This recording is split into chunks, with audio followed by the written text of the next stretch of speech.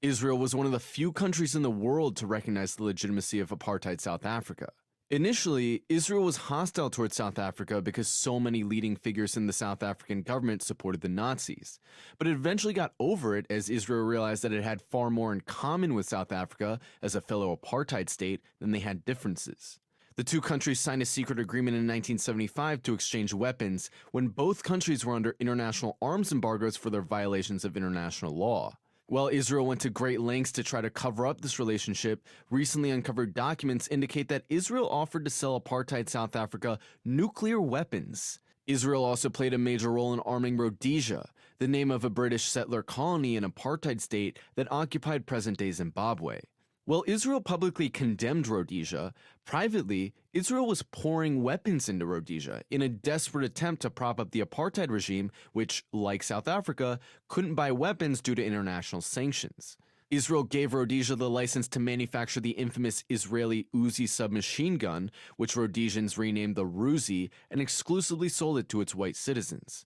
Israel also used private companies to hide sales of Bell 205 helicopters to Rhodesia, using apartheid South Africa as a supply route.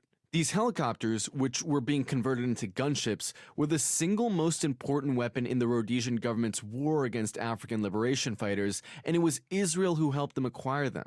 Today, Israel still helps give cover to white supremacists outside of its own territory. In December, Israel welcomed a delegation from the Ukrainian Azov Battalion, a special forces detachment in the Ukrainian military most known for its support for Nazism. The insignia of the Azov Battalion is the Wolfsangel, an ancient European symbol most notably appropriated by the Nazis. Several divisions of the Waffen-SS used the Wolfsangel as their logo. An earlier version of the Azov logo featured an even more overtly white supremacist symbol, the Sonnenrad, or Black Sun.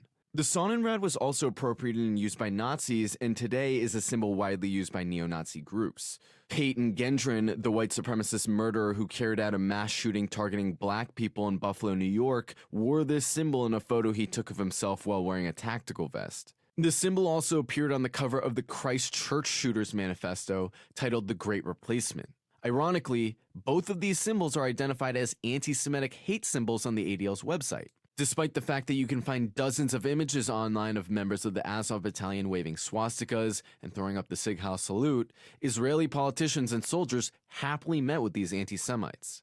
Since the war in Ukraine began, Western governments and media outlets have been working overtime to downplay the Azov Battalion's clear ties to Nazism. Instead of condemning the Western media's attempt to whitewash the Azov Battalion, the ADL obediently followed this trend by rewriting its own understanding of the battalion. Until recently, the ADL correctly recognized Azov's far-right tendencies and wrote a report that included details of its ties to fascist groups in America. But in December, the ADL responded to a hate incident reported by the Gray Zone to the ADL, in which a member of the Azov Battalion who donned the supremacist Sonnenrad tattoo was hosted and honored at a Pentagon-funded sports competition.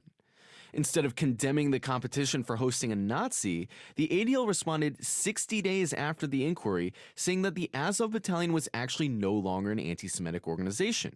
Try telling that to the Azov guy with a Nazi tattoo.